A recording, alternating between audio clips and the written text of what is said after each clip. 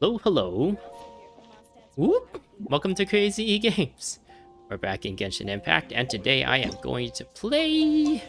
Not this thing, this is a new event that's have come out for me recently here. I'm actually quite behind since this has came out ever since the 3.3 version update, and I have not been able to play it until now. And on top of that, I am only recording myself play this now.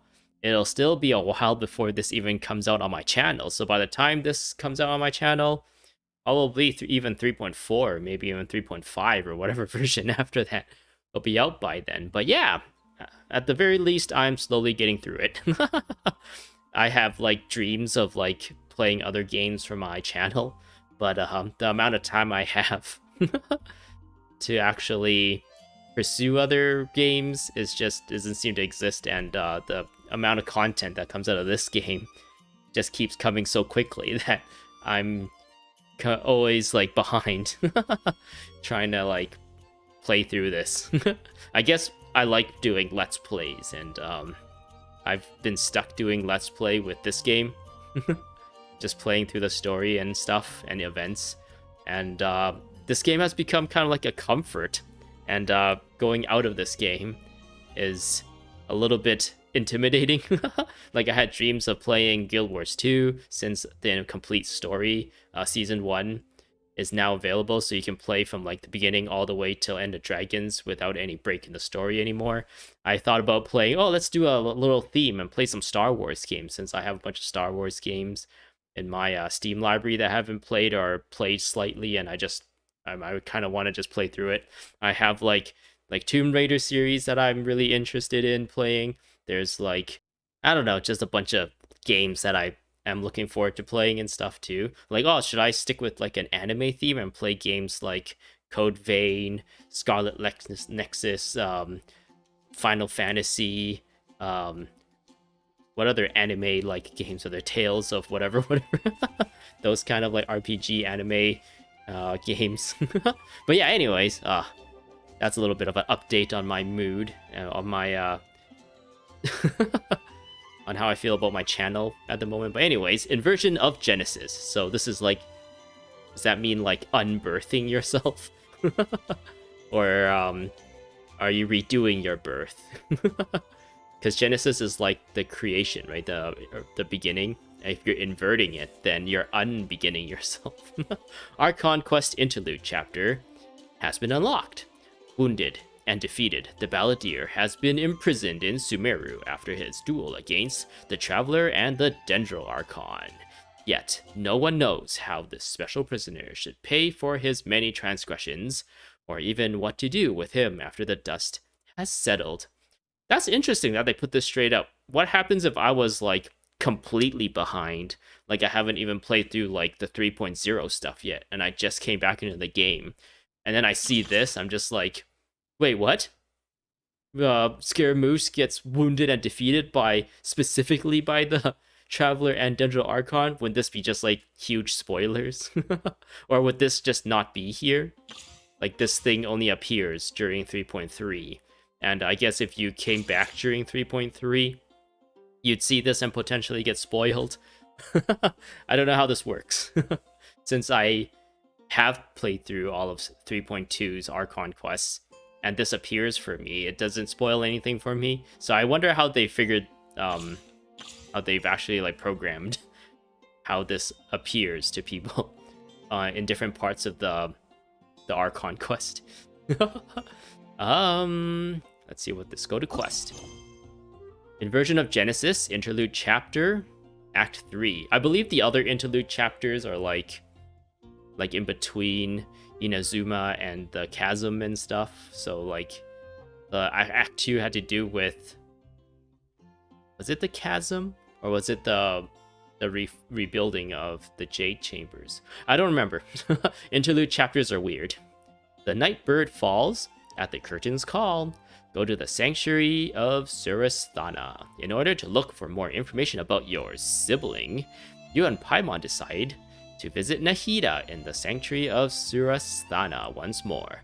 Along the way, you hear people discussing something, ... So let's track that. So the reason why I'm here is because there's this thing that I've kind of thinking I should start doing. So in the past, I've always had trouble figuring out whether I should continue or not. And potentially bloating my videos runtime. And I've been looking at, or I started looking at the Genshin Impact wiki, or the wiki pages for it. And apparently they give you like an outline. Actually, they pretty much go into detail about the dialogue too, but I don't look at that. I just look at like the outline at the very top of each like page for each like quest, and it seems to like just outline what you can expect. And I thought maybe if I can rely on that, I can better pace these videos so they're not like getting too long and I'm not like panicking in the moment and filling up my mind with the decision of whether I should stop or I should continue. In the past, I tried to just look for quest completes, but sometimes like a quest complete can be 2 hours. Sometimes it's like 20 minutes and it's like still not very reliable. But yeah, the reason why I'm here is because I don't exactly remember where in the wiki I accidentally read that this is kind of a spoiler of this whole story, but apparently these two Fatui people, they frequently just remind the player, I guess. It's like an in-game way of reminding where the current story is. And once you get through this Archon quest, they change what they say. And I don't really know exactly what changes, but I know it changes. So I'm just going to talk to them. And I'm guessing it's going to have to do something with the Fatui or Scaramouche, because the Scaramouche is now named the Wanderer. So I'm actually looking forward to see what changes. Hey, have you heard? It seems that the Sumeru Academia has made a real mess of one of their big projects. The 6 Starshans have been left leaderless as a result, and which has forced the weak Dendro Archon to take over. Wait, so you mean there's something terrible? So you mean that something terrible has happened? Oh man, I can't read today. Terrible? No, not at all. It's wonderful news, in fact. I've heard that Lord Dotor managed to infiltrate Sumeru during the chaos and perform a great work in the Sarista's name with almost no effort at all. Huh? Then what about Lord Scaramouche? Ooh, she mentions Scaramouche.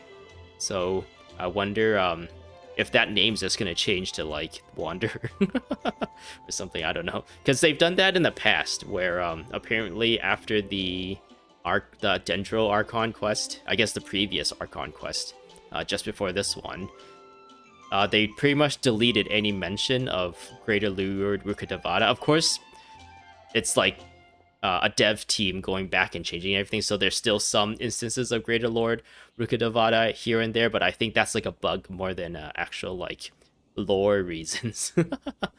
I've heard that he was recently seen in Sumeru as well. Lord Scaramouche? Ah, you mean the one with the famously bad temper? To be honest, I've heard that he hasn't been seen since his assignment in Inazuma. Are you suggesting that he might be related to the project in Sumeru as well? I'm not sure, really, but it seems that a lot of the soldiers under his command have been transferred elsewhere. Well, you know, transfers happen all the time, so who knows if those things are related at all.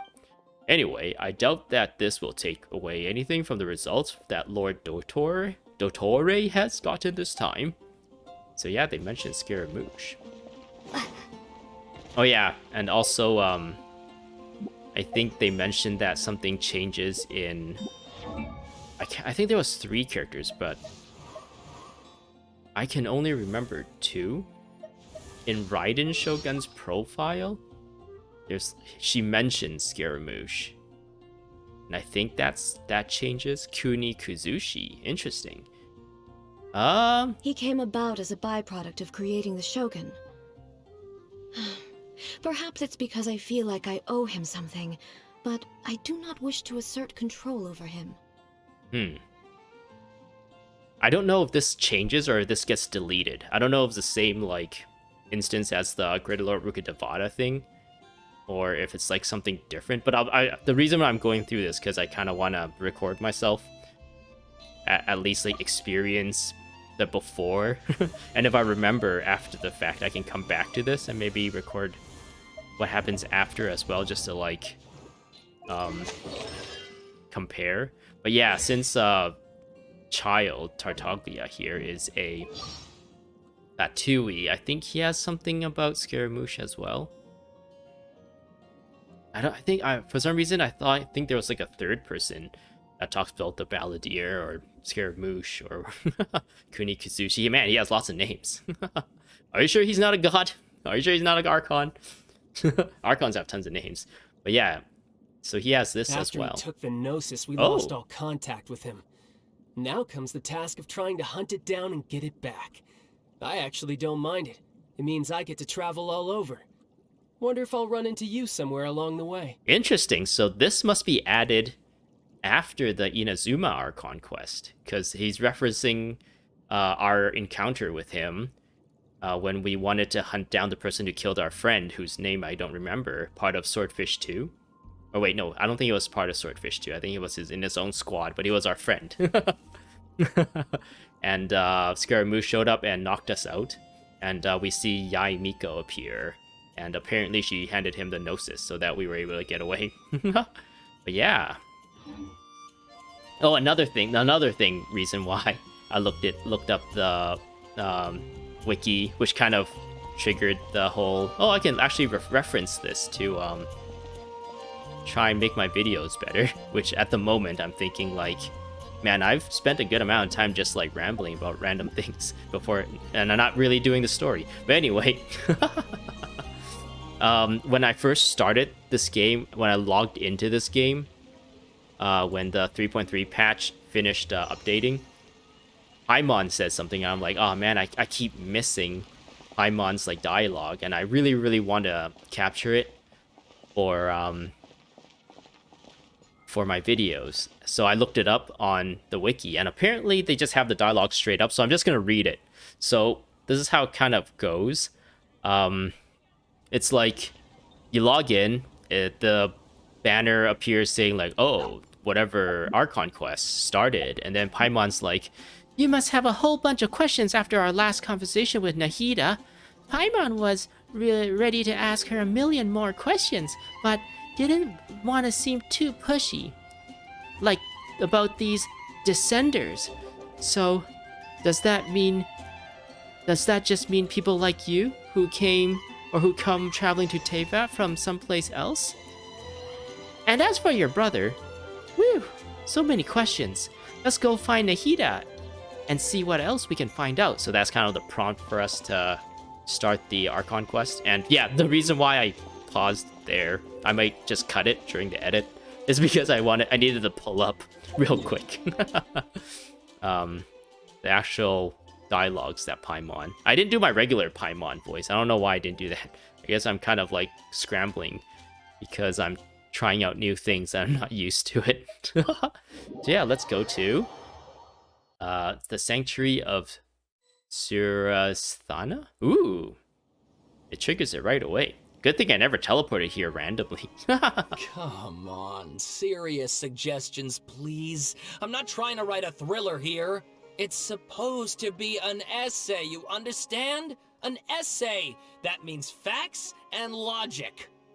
Well, if it's facts and logic you're after, you shot yourself in the foot with your choice of research topic, didn't you? The Tatarasuna mystery. When so much remains unexplained, there's little to be objective about.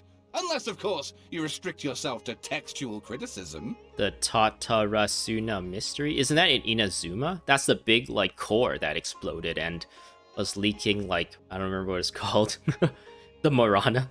No, that's not Marana. Whatever, like, that poison gas or whatever. It made the environment really hazardous. And we were constantly losing health while we were there, unless we were protected by, like, an Electrograna. Like that area of Inazuma, right? I wonder why they're referencing that. Does that have anything to do with Scaramouche? I would assume it ties to Scaramouche in one way or another, since he's from Inazuma. Yeah, well, this is my teacher's area of research. I can't change that. But it's fascinating enough without having to sensationalize it, don't you think? The strange location, the missing details, a mysterious person. Ooh, a mysterious person. Who might that be? I want to write my essay on something interesting, and I'm interested in getting to the bottom of all this. That's the only reason I came to you. I remember there was a quest in that area, but I don't think it was from a academia person. I think it's from like a Fontaine person. We had to like take a bunch of devices and plant them, and then like it's supposed to like clean up the area or something, and we would go back constantly to like check on them. I think that was with like a Fontaine person, not an academia person. I don't know if I talked to any academia person while I was there. Yes, you came to me, so all the more reason to take my advice. The fact is, it's the dramatization that will make people want to read it. There's no getting around that. Okay, but... That's usually what the problem with like documentaries and stuff. They need to like give it like some sort of entertaining factor, so they kind of spice up the details a little bit, you know, make it make them a little bit more interesting than they really are, or present it in a way that's more interesting than it really is. Did one of them just mention Tatarasuna? But that's all the way in Inazuma! Oh, Is it just Paimon, or is it kinda unusual for someone in Sumeru to want to write a paper about that? Everyone here is just going about their business. Maybe it really is just Paimon. Guess people here are free to research pretty much anything. still, let's go listen in. Great! Let's go find out what this Tatarasuna mystery is all about. Well, are we like super ADD? We came here to talk to Nahida and ask about the Descenders or whatever, or ask more information of our brother. And the moment we come here, Paimon's like instantly distracted. Well, let's ask about the Tatarasuna mystery. Let's forget what our original objective was. Inversion of Genesis started. Interlude chapter, Act 3. Talk to the scholars. Wait, is this actually part of this? Or did I accidentally trigger a different quest altogether? Maybe that's why. It doesn't seem continuous. No, it is part of this. Yeah, I just saw the banner that said whatever started. Oh, that's weird. Yeah, I should pay more attention to what's going on. Alright, I guess I'll go with my textual criticism and your editorial direction for the first draft. I have a feeling that the missing Kabuki Mono will end up being the main focus of this paper. Kabuki Mono. If only we knew where to find that traveler. From what they say about her, this seems like the kind of thing she'd know about. Speak of the devil. Looking for me? If you're looking for the traveler, that's me. Oh, you're the traveler, you say? Yes. Hey, what's with that face? Don't believe us? If you don't believe me, I'll go. No, of course I believe you. Actually, I first heard about your great exploits when I was still in Inazuma. This is my first time coming face to face with you and your mysterious silver-haired companion. I couldn't believe my luck, and out of force of habit, I started, examining the evidence. Sorry. Why does he have like a English-sounding accent, or maybe an Australian accent? I always get those accents like confused because I'm not very good. I'm not cultured, I guess, to be able to tell a difference between different accents. But he's supposed to be from Inazuma. So what, for the love of... Sorry, we don't get out much, so our social skills are kinda lacking. Hey, that's kind of like me. Traveler, I hear you've helped many people a great deal and been to many places. Would you be able to tell us about Tatarasuna? It's been a while. I don't remember much about it. Actually, we don't know much about that place either. In fact, we only came over here because we heard you talking about it and wanted to learn more. I see. Sorry, I can't help this time. My teacher chose this area of research as a personal challenge. He said it's difficult to get into because even Inazumans don't know much about Tatarasuna's past. But who'd have thought that... That? If you don't mind, I'd love to show you all my outline for the book I'm writing about Tatarasuna. Hold on, Sawada. Don't you think that's a bit of a deep dive for a first read? Well, fair point. In that case, please ease yourselves in gently by taking a look at Akaba's latest essay draft. Let me give you some background. This all started with the discovery of some records in Tatarasuna. The writings mentioned someone by the name of Mikoshi Nagamasa, who crafted a fine blade. Ooh. But in the end, he threw it into a fire to destroy it, and killed his servant Katsuragi. Why? Well, no one knows. This sounds a little bit familiar, but I might be getting this mixed up with, was it? Which quest was it? Where, we helped... It was the 5 Kasen event, I think. I don't remember what the event was actually called, but there's this one part of that story where we helped Kazuha clear his family name of, like, or clean it up somehow to redeem his family name or something like that. And it has to do with some, like, sword making and also his family's, like, challenges that they fought or they came across while trying to make, like, some super sword or something like that. Apart from the sword maker, his servant, and the one who wrote this all down, the records also mention a kabuki mono. This seems to be an Inazuman word for an eccentric stranger, someone who dresses funny or acts in an unusual way. Are you a kabuki mono then? That's right. Akaba's teacher has spent quite some time researching these events on the ground. This Kabukimono lived in Tatarasuna for a while before disappearing without a trace. And shortly afterwards, as Akaba mentioned, things got pretty ugly. So first this strange person goes missing, then a murder happens? Seems kinda fishy to Paimon. Yes, my thoughts exactly. So I helped out too. I asked everyone I could think of if they knew anything about what happened back then. And wow! Did I get lucky! Nice. Stop shouting! This part's important. I just wanted to make it stand out. It just so happens that a friend of mine works at the Government Records Office. He looked into it for me, and I can now confirm that all the aforementioned individuals did, in fact, live in Inazuma over 400 years ago. Oh, wow. Even back then, Tatarasuna was already at the center of Inazuma's smelting industry. The man in charge was a government official named Niwa. Curiously enough, it seems like he went missing too. Niwatori. Garimasu. Wait, is that how it goes? That's like there is 2 chickens in the garden or something like that, but it's funny because it's like you say Niwa like 4 times. Curiously enough. Could it be? Wait, so there are 2 missing people in this story now? That's right! What's more, Niwa is a name with a lot of history to it. Have you ever heard of the great swordsmith clans of Inazuma? Oh, the swordsmiths? Yeah, like Ishin art and so on? Wow, yes. You really know your stuff. That makes things easier. So basically, this Niwa was a distant relative of the Kaidahara clan, Ooh. the last practitioners of Ishin art. Something then seems to have happened in the Kaidahara clan, leading to their downfall. I don't know the details, but taken in light of everything else going on around that time, it makes you wonder whether it's all connected somehow. The Kaidahara clan? Sawada, you left out the biggest detail of all. There's more? Oh, yes, of course. How could I forget?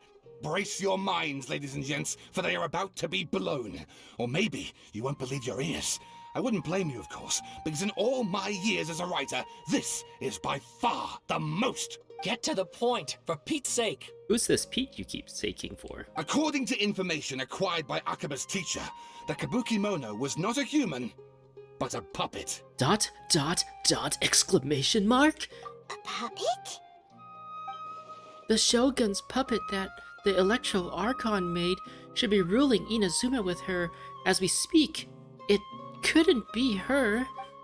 The Kabukimono has to be the Balladeer. But what was he doing 400 years ago in Tatarasuna? Aha! Judging by the looks on your faces, you do know something after all. Glare at Paimon and hope she keeps her mouth shut. No! Paimon just meant, how creepy! The way you described it makes it sound like a ghost story. Paimon's face. I agree, it does. But considering that non-human races in Inazuma are by no means uncommon, spooky events are to be expected. And that's exactly what my book is about. Please, take a look. Your book's about spooky events? The Isle of Darkling Clouds. Author, Sumeru. Extract, I, or one. ... A man arrived in Tatarasuna around 3 in the afternoon. From afar, he spied laborers walking along the mountain roads towards the factories, their shoes scuffling along the jutting stones. They walked like people convinced that so long as they reached the fire raging in the mountain's belly, they might extract from it gems beyond price. The mood that the sight inspired was ineffable, beyond mere description for those who not present to witness it. The man barked a cheerful greeting and sprinted to join the procession. There, a towering character who stood half a head taller greeted him with a heavy slap on the back, and yet his words were filled with respect. Do my eyes deceive me, Sir Miyazaki? I cannot think that the return trip here from Inazuma City could have been easy on you.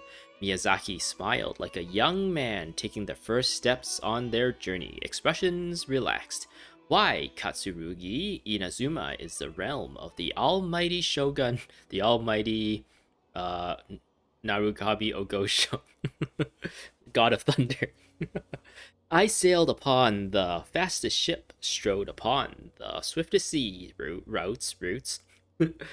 What dangers could I have possibly faced? And what about the good news? There was some, naturally.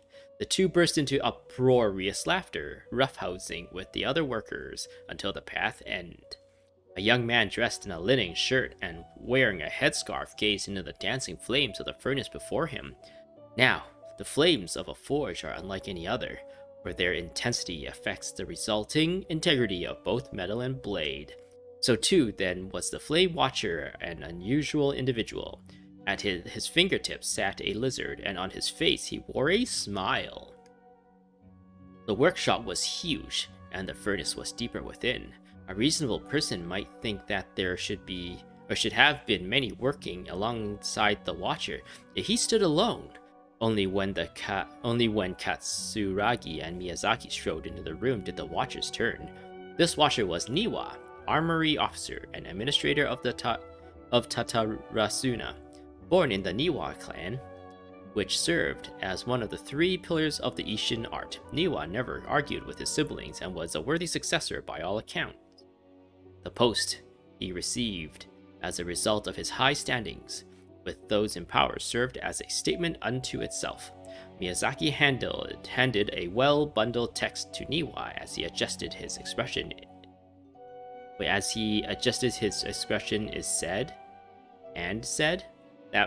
That part of the sentence is tripping me up a little. I'm not comprehending it.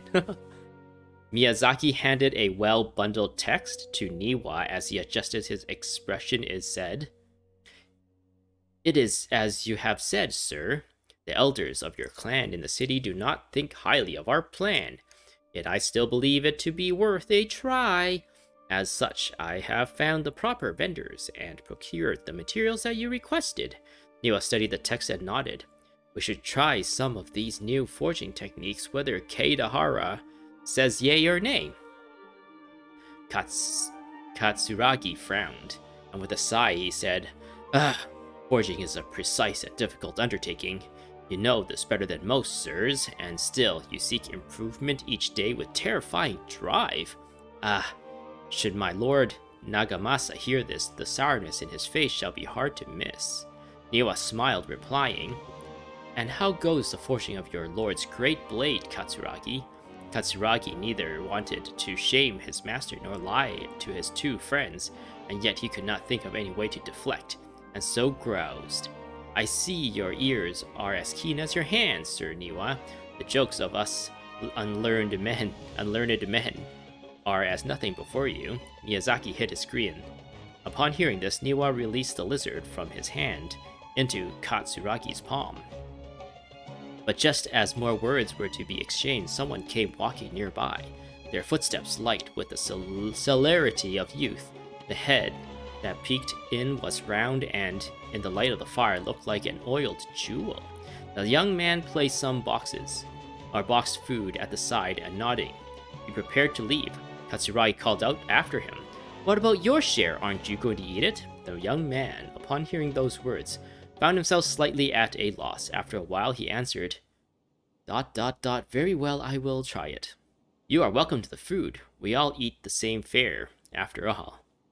Niwa said. The man nodded and left, seemingly deep in thought. Extract 2. The Kabukimono was by the coast.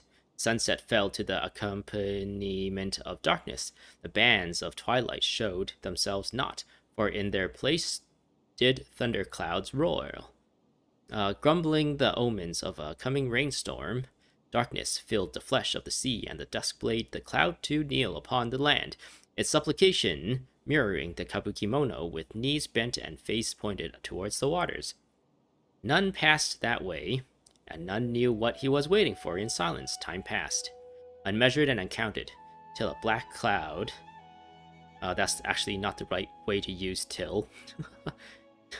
It's until a black cloud suddenly tore free from the sky and began to circle the Kabukimono, bearing down on him like a nightmare. I guess language evolves, so if that's how people are using till and it's understood, then its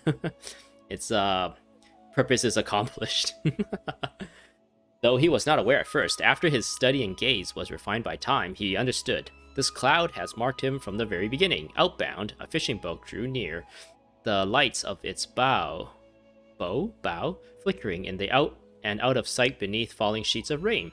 A mist unspooled across the area, stealing sights from the fishermen. Repeatedly he exclaimed, "It is but dusk. How are my eyes darkened? Is there anyone that can deliver my boat upon safe tides?" Like a falling spear, the black cloud reached the bottom of the boat. Whoa, what? What's happening? And was joined in its bereftness of direction. Like a charging beast, they plunged into the shoreline. Scant stepped away. The Kabukimono stood idle, slanting his head to study the grand wreck. Not but half an arm was left of the one who had cried out for help. Ooh, that's kind of disgusting. And with a plop, it landed at the Kabukimono's feet. He crouched to better study the object, straining against the urge to take a bite out of it. Ooh. Yet he did not, for the dark cloud swirling down had already picked the remnants of the ship clean. The Kabukimono stared at it blankly, like an awakened dreamer. When he returned to himself, the clouds had scattered, and if they had never been there at all, as for the ship, could it have been struck down by a storm? Who was to know? Not the Kabukimono. Extract 3. Man, they're giving me like a short story to read here. Katsuragi rushed to the doorway and shouted, "My lord, things go ill at the furnace. I have searched for Sir Niwa, but there is no trace of him. And much time has passed since Sir Miyazaki left to seek aid, but he has yet to send us any missive. Look." Mikoshi Nagamasa turned slowly, his face grave as one attending a funeral. He spoke then, his words heavy laden. "I wish not to say such words, Katsuragi, but Sir Miyazaki may never return." Katsuragi peered past Nagamasa's broad, stiff shoulders. Beyond the windows, the clouds above boiled in waves of black, as if darkness now was the only weather, and might even morph into an abyssal beast and devour Tatarasuna whole. Over 10 people have already perished. That was why... Why? Katsuragi recoiled as if struck. Yes, it was coming back to him now, in dribs and drabs. That was why they had to set out to seek aid. Miyazaki had been the first to set sail. The clouds had only just begun to form then. Traveling from Tatarasuna to Inazuma to ask for support was normally no great feat, and yet there has been no sign of his return. Then a second ship was sent, followed by a third and a fourth. Until the Kabukimono himself had departed upon the tides, under foul skies and ominous fortunes. It had been Katsuragi who had brought him back and treated him as his own, and it pained him greatly to see the lad go. I guess Kabukimono is Scaramouche, since there is like a thing about Scaramouche like living with a bunch of random people as he's trying to find himself, like a long time ago, and the Kaidahara clan was, or someone related to the Kaidahara clan was one person that he like somewhat befriended or something like that. Yet the situation in Tatarasuna was severe. Even should they sacrifice more lives, it would have been worth it to gain assistance from Inazuma City. There's still more. Niwa was gone, and none could find him. Afterwards, Nagamasa led a search party into the mountains and the area around the furnace, all to no avail. Folks began to wonder if Niwa might have encountered an accident, but worry soon turned to suspicion, and they wondered if he had fled. Unwilling to bear the sin of having caused these incidences, the people grew even more suspicious, and Nagamasa himself strained against his discontent and fury. His face has grown to resemble the rumbling clouds above. Suddenly, a figure flashed by. Their presence did not go unnoticed by Nagamasa. He drew his blade and cut, though he could only nick the silken veil the intruder wore. For a moment they swayed, and then, like a marionette pulled by strings, they moved behind Nagamasa, laughing darkly. "Are you seeking someone, my lord? Niwa, perhaps?" Nagamasa bellowed in fury. "You dare address Sir Niwa directly?" Yet the figure parted like mist before his falling blade, only to rematerialize beyond reach but not beyond sight. A ghastly apparition indeed. "Was it you who slew my people?" Nagamasa howled and charged, held back only by Katsuragi's desperate grip. As his senses returned to him, he realized he was but an inch away from falling into the furnace. Ooh. It seemed that the rest of this work remained unfinished. From the existing text, however, it is apparent that this is a novel of fantastical, colorful sensibilities born from an imagination well utilized. Oh, and please read my essay draft as well. What? There's more to read? How long is this? Look at that. That's a reading. Mihoyo. People don't want to read when they want story. They want the story to just be visually presented at them. We don't want exposition. That's boring. A brief analysis of possible events of historical importance in the Tatarasuna area. Details. This text belongs to a series of work sponsored by the Vahumana's Field Cutter Project. It has yet to be numbered. Author Akaba. Abstract. The Tatarasuna area has always been a major pillar of Inazuma's smithing industry. 2 incidences have occurred here, and the details behind the first are vague at best.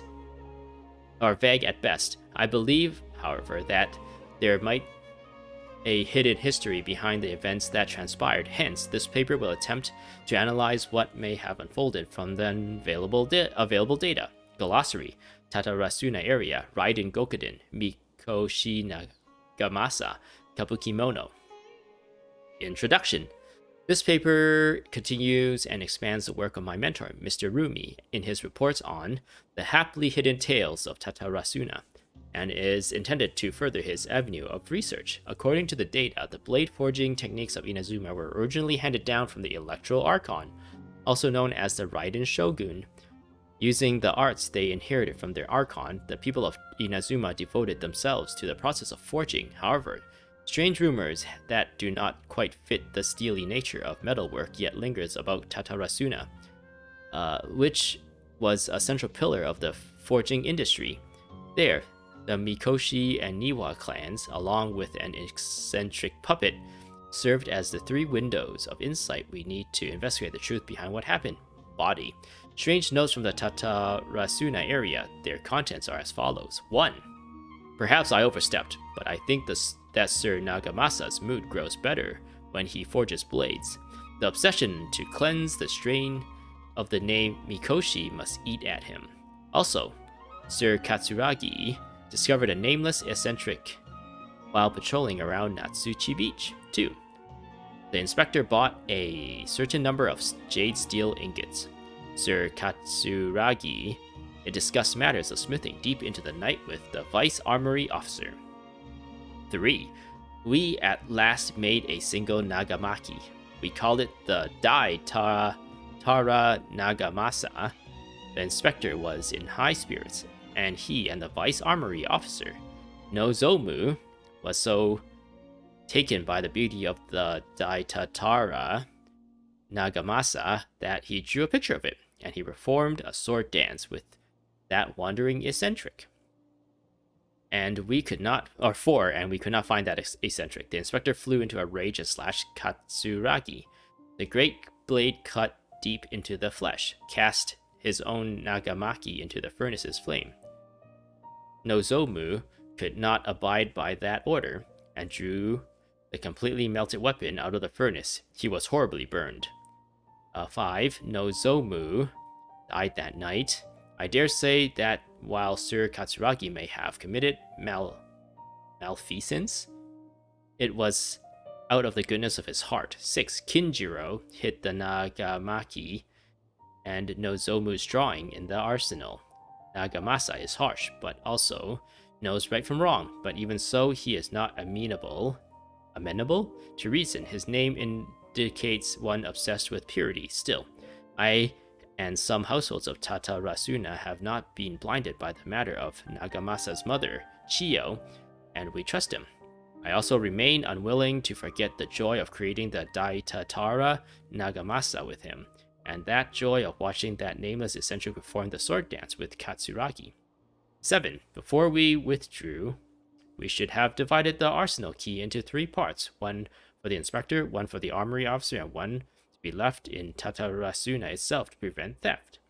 But we were in too much of a hurry, and neither the inspector nor the armory officer could be found, so I was so bold as to hide the 3 pieces within the treasure chest in Tatarasuna. I think we at some point had to find them. The 7 notes mentioned prior have been scattered across the Tatarasuna area. Among the 7 notes, 6 seem to be of good physical integrity, though they all look quite old, while the last one look more recent. I believe that the first 6 notes and the last are of different time periods, though the gulf in years between them needs to be verified. The contents of the first 6 should also be related to each other, as the incidents mentioned are quite consistent with one another. Rumi once mentioned in Happily Hidden Tales of Tatarasuna, hereafter known as Hidden Tales, that in the past, researchers from Sumeru had investigated the cultural histories of Tatarasuna and Inazuma. Through the place has fallen into some degree of disrepair since the Hidden Tales were written. Things have improved since the time when I wrote my original article. Regardless, what used to be an area of major industry remains a place most unhospitable, and residents of Tatarasuna may be found living and dwelling by the water. The residents, when questioned, told the researchers of Tatarasuna a golden age centuries ago, when it was administered by armory officers Niwa, Vice Armory Officer Miyazaki, and Inspector Mikoshi Nagamasa. Yet, the elders among the locals, with deeper ties to the region, also seemed to stress the fact that there were strange rumors surrounding their homeland's past. A great many of these rumors revolved around the yokai, who are so very characteristic of Inazuma's folk histories. A small portion, however, repeatedly mentioned the word puppet. It should be known that puppets are neither traditional nor common yokai in Inazuma. This fact drew the attention of the researchers to delve further, and eventually the following piece of information came to light. A puppet did once appear in Tatarasuna. Its visage was elegant, its apparel impeccable, and the way it dressed hid all the joints in lines on its body. If no one were to mention that it was indeed a puppet, it would be hard to tell at all.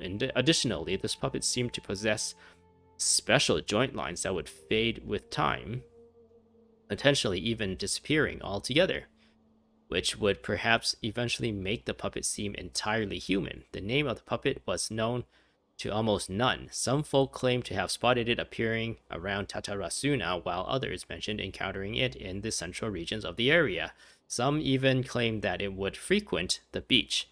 Tales spread of it standing beside the sea and gaze across the waters towards Inazuma City. What it was that the puppet was gazing at remains a mystery. There's still more to read. Oh my goodness. As mentioned earlier, the 6 notes all documented a certain nameless eccentric. The eccentric, which can also be read as Kabukimono, is usually used in Inazuma to refer to a figure who dressed or behaved in a peculiar manner. It is understandable, therefore, why this character would have left such an impression. Should the people of Tatarasuna indeed have a puppet in their minds incurring mass panic? A good possibility considering the coexistence between yokai and humans in Inazuma at large. Then the puppet would have very likely become a local resident. What is less well known is if the Kabukimono was just another title for this puppet, perhaps because it was uniquely dressed to distract attention from its more special characteristics. A workable theory, but one that still lacks enough evidence to support it. Still, it can be retained as an analytical lens of sorts. A list of individuals related to the Tatarasuna has been compiled here based on historical documents from Inazuma, starting from the administrators. The records are as follows. Armory Officer Niwa. Full name Niwa Hisahide. He was the inheritor of the Ishin art and successor to the Niwa clan. His family, along with the Akame and Kaidahara clans, were together known as the Ishin Sansaku. Records show that Niwa was a modest and intelligent individual who displayed remarkable talent in the administration of territories and people. His eventual whereabouts are unknown, but he was suspected to have left Tatarasuna with his family following the incident. Viceroy Armory Officer Miyazaki. Full name Miyazaki Kaneo. He was Niwa's second in command. His origins are unknown, and he primarily assisted Niwa in forging and personal management. He was of affable temperament and had many friends in the region, including one, Mikoshi Nagamasa. Oh man, all this stuff seems like they're just giving us a bunch of stuff, but it would have been better if they just took all of this stuff and dotted it around the map, I guess, for you to collect. So, like, this is usually what other game developers do, is they kind of, like, hide the lore everywhere for those who actually want to look out for it. But right now, I've been reading this for, like, a good 25 minutes, and it's, like, really dry material that it's not going to stick in my brain after I exit out of this. In fact, just because I stopped reading it, I already forgot most of the things I've read already. Subordinate, Katsuragi. Katsuragi's full name and background remains unknown. Despite all the materials I have sorted through, I have yet to find any more additional personal information regarding him. As one of Mikoshi Nagamasa's subordinates, he was a loyal warrior who had been saved by Nagamasa in his youth. From then on, he swore to stick his lord through thick and thin and give his life in service, if it was but asked of him. I still don't know why they decided to do this. Just give us a dump. I think they could have handled this a lot better. Like, some of the information here, like, the two of these people already told us about. So this is, like, a little bit redundant. And at the same time, it's like, why give us 2 huge walls of text to read? That doesn't seem to be, like, good for the flow of the game. Kabukimono, full name unknown, background unknown. From the many sources I have combined with Rumi's personal observations, this character might have been the puppet mentioned in the rumors. The Kabukimono was a figure of fashionable grace and gentleness. According to the hidden tales, he was brought back to Tatarasuna by Katsuragi and became a member of the community. When the Kabukimono first arrived in Tatarasuna, he knew nothing of cleaning, cooking, or any work of meticulous nature. The locals taught him their skills over time, showing him how to clean his attire, dance, and craft small trinkets. Records state that the Kabukimono was there when the Daitatara Nagamasa was forged. Though his trail ends before Mikoshi Nagamasa slew Katsuragi, I believe that the Kabukimono was indeed the aforementioned puppet and that he quite likely had a hand in Katsuragi's death. it seems that the rest of this paper remains unfinished. One thing is for sure, though, a lot of thought was put into it. I don't think a lot of thought was put into this. It's just like a exposition info dump that that is like really boring to read. Sawada was encouraging me to follow his more creative approach, but I think essays should be grounded in facts. I don't think explaining everything away with mysterious forces will cut it. Oh, how about if I plug the holes in Sawada's narrative with political intrigue? Like, I could put a turf war between rival factions at the center of the whole series of events. Wait, you're allowed to just make stuff up? Pretty sure you've gone from essay to guessay there. Got him. Yeah, sounds more like a novel. Has this guy ever even written an essay before? Akaba, look. Your teacher has researched this extensively. I've reached out to everyone I could think of. Whatever information we have now is all that there is to know. This is as much detail as you're ever going to get. Besides, if there really was a political power struggle going on at anything like the level you seem to be suggesting, what hope would we ever have of finding out the truth? I wonder why MiHoYo decided to start this story like this. It's so awkward. We were baited into starting this story with us wanting to have a conversation with Nahida about our brother. And then all of a sudden we get sidetracked into this somewhat boring of a start. Like, cool about Tatarasuna, and I know they're trying to draw a line between Kabukimono and the Balladeer, or Scaramouche, or Kunizushi, or whatever. And that's cool, but I feel like that could have been done really easily and not had given us like that huge info dump as well. That took me like too long to read. I don't know how many people actually read through that, or they just skipped it. I guess you can just skip it. Or if you got into this part, then I hope you skipped it. It was actually there wasn't really much there that was relevant. Good point. Okay, back to the drawing board, I guess. Give me some time. I need to find a new angle on this. I'll leave you to it. We have some other stuff to do, so we'll have to say goodbye for now. Good luck with your essay. All right, thank you. If you find out any more info about all this, please do let me know. Thanks so much. Holy, okay. Well, that was really bad for my part, for me doing this. Hey, so that thing they were talking about, it has to do with the Balladeer, doesn't it? I might just like cut that entire of me reading out and put like a little sign. I guess it's a reminder for me to do that. If that whole part was cut out, then you would not have seen it. But if I left it in there, I'm sorry that you had to go through all that. That was a very long section of just like reading, and it wasn't very interesting. It wasn't a very interesting read. It's really like I said in the beginning of this video, I'm following the steps that like I'm looking at the summary kind of each step of this quest, and I've just finished step 2. I thought, oh, there's only 9 steps in this whole thing.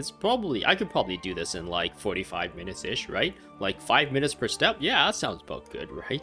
But no, I'm already almost an hour in, and I've only finished step 2. What did Paimon say?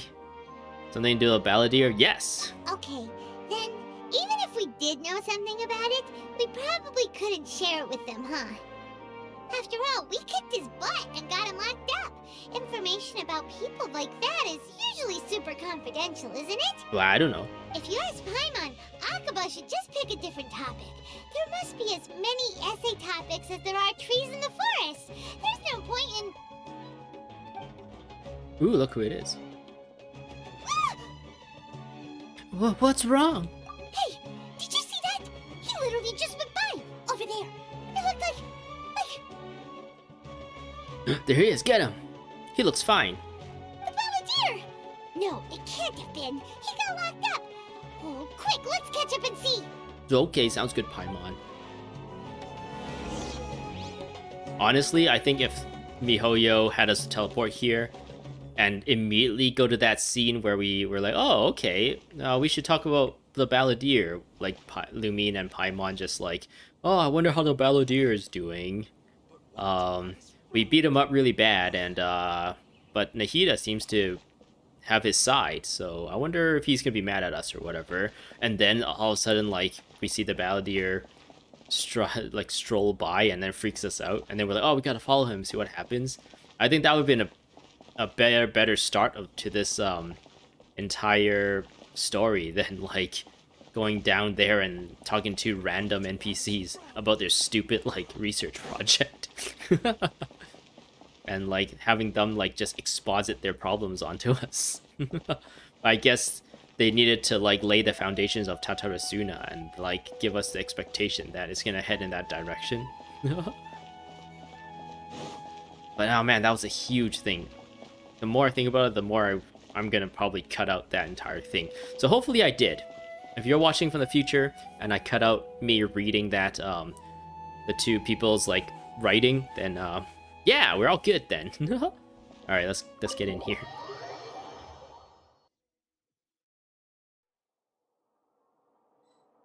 Has this changed? Oh, I think it has changed. The night birds fall and the curtains call. Talk to Nahida. In order to look for more information about your sibling, you and Paimon decide to visit Nahida in the sanctuary of Sarasthana once more. Along the way, you hear two scholars talking about a story called the Tatarasuna Mystery. Many details in the story line up with what you know about the Balladeer. At the same time, the Balladeer himself, who is supposed to be locked up, appears outside the sanctuary of Sarasthana. You quickly catch up to him. Alright, let's do it. To what Nahida has to say. He's not here, is he? He's not gonna come beat us up, right? Oh, there he is. Kind of hidden by the pillar there. Or whatever, the door frame. Traveler, Paimon, there you are. There we are! Nahida! Bad news. We just saw the Balladeer strolling around in public. And he was making fun of people. And he didn't have any pants on. Did he escape or... Ah! It's him! Get him. So we already know like he's like gonna be somewhat of a good guy or somehow get redeemed, since MiHoYo kind of released him as like a playable character named the Wanderer. And it only makes sense that he's like at the very least a friend, or at least not an enemy. So that you can put him on your team with like Klee and Chi-Chi and make it not weird.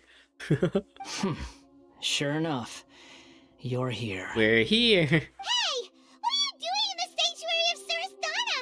Aren't you supposed to be locked up? I know you must have a lot of questions. Please, allow me to explain. Explain. It was my idea to set the Balladeer free. We made a deal, and he's gonna do some investigation in Irminsul for me. Okay. A deal? Huh. You sure you trust this guy? What did you expect? Why do you think Sumeru would keep me around otherwise? Or maybe killing me is all you can think about. But if that's the case, why haven't you done it already? Because you have plot armor, apparently. Don't flatter yourself. It was... Nahida said there's still some mysteries in you to figure out. Ah, so if it were up to you, you'd finish the job? Guess I had you all wrong. There I was thinking you were just getting cold feet. Dot. Well, that escalated quickly. Not a good start. Could I ask you all to please calm down? But Paimon's worried about you, Nahida. Don't let him trick you. It's not every day you see people questioning the God of Wisdom's judgment. Just when you think you've seen it all. Don't you dare try to drive a wedge between us! As long as the terms are reasonable, I don't think there's a problem in making a deal. Even with the Balladeer. Well, I for one have no reason to doubt you, considering you even struck a deal with the doctor. Yes, one in which I gained valuable information. You'll come to understand more about that in the fullness of time. The Balladeer's power was all but completely spent after your battle. He's no longer strong enough to be a strategic threat to us. That puts him in quite a precarious position. He had god powers, and stuff. So is his god powers gone in addition to, I guess, his regular powers? Plus, he's a former harbinger with knowledge of many of the Fatui's sensitive secrets. Being stuck here in Sumeru could make him a sitting duck, depending on how the Fatui plan to respond. Wait a second. Farmer? You mean he's not a harbinger anymore? You can just not become a harbinger. You can just quit the harbingers anytime you want. I take no pleasure in saying this, but it seems as if the doctor had no intention of welcoming back a loser, so... So he tossed you out like trash, the trash that you are. Sometimes it's you using them, other times it's them using you. Most human relationships are this way. Certainly all the stable ones are. That's how it was between me and the Fatui, and also between each of the harbingers. He had to like send in his 2-week notice or something. He has to write a letter. Dear Fatui Harbinger, the captain, I, Scaramouche Kunizushi Balladeer of the Inazuma, here wants to put in my 2 weeks notice and cease employment with the Fatui. I have found better opportunities elsewhere, and I would appreciate your employment, but it is time for us to go our separate ways. I wish you guys the best. Sincerely, the Wanderer. Is signed the Wanderer now. So as long as you have some value to offer, nobody will ever abandon you. But after recent events, even I have to admit that I'm not worth quite what I used to be. Really? What a crying shame. Well, if the Fatui are gonna reevaluate my utility, I need to have a backup plan for myself. Ooh, I'd back up your plan. As we discussed, I don't like causing harm to living beings, and you said you need protection. So, why not join forces with us? I think these two have made their objection to that idea fairly clear, don't you? And they're your friends, so I guess you'll be siding with them. Yeah, obviously! Nahida, don't listen to him! Yeah, he's evil. Then let's put that discussion to the side for now. We still have time. Today can be a trial run. Where we go from here will depend on how well we manage to cooperate today. All right, then I'll do what we agreed. Good. Go now, and keep in touch. Okay. Nahida, are you serious about this? Yes, Okay. I have my reasons for this decision. In fact, I'm largely doing it for your benefit. For me? Yes. As I told you once before, there's information about your twin in Irminsul. The what? No way. Oh yeah, we're like the 4th descender or something, but our twin isn't a descender, which means he's like somehow part of Teyvat in a way or one way or another. So yeah, what's that all about? Oh, yeah. Actually, that's the whole reason we came to see you today. So, you have an update on that? Mm-hmm. You may Nice. remember me mentioning that the Fatui had not included your twin's details in the descender category. This is an extremely important point. Oh, interesting. It is the Fatui's opinion, whether it's backed up by any evidence or not, that our brother is not a descender. So that information, like the grounds for that information, might not be stable.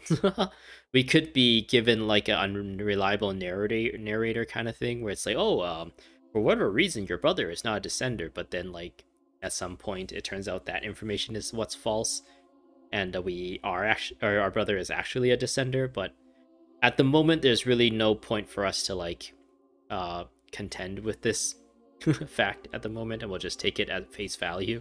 It's possible that the Fatui have other information that even I don't know about. And since the Balladeer used to be one of them, he'll be better acquainted with this information than I am. He was granted the power to connect with Irminsul when he almost became the god of a new era. Even though he no longer has the Gnosis, some traces of its power remain in him. He can still connect. Well, that's awfully convenient. The amount of information in Irminsul is vast beyond description. Sifting through all of it without knowing what to look for would take too long, even for me. So I asked the Balladeer to search in Irminsul for any information about the Descenders. He's more familiar with this kind of information, and should be able to find it more quickly. What if he lies to you? Exactly! Or what if... Paimon just doesn't trust him! He's treated us as enemies every time we've run into him! I understand. But sometimes, everything is dictated by which side you're on. How things will go in the future depends on what information he brings back. And Traveler, I know what your heart desires most of all. Okay. Our minds have connected several times before. There is a corner of your heart reserved for an intense longing. A feeling of being all alone in the dark, searching for the one candle whose light still burns.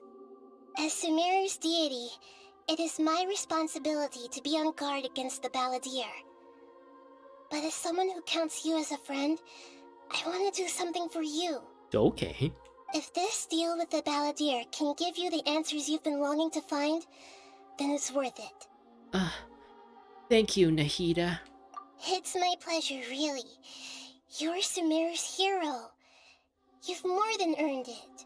Paimon's still worried about this idea. Is there anything we can do to help? I was going to contact you about that, but then you suddenly showed up on your own accord.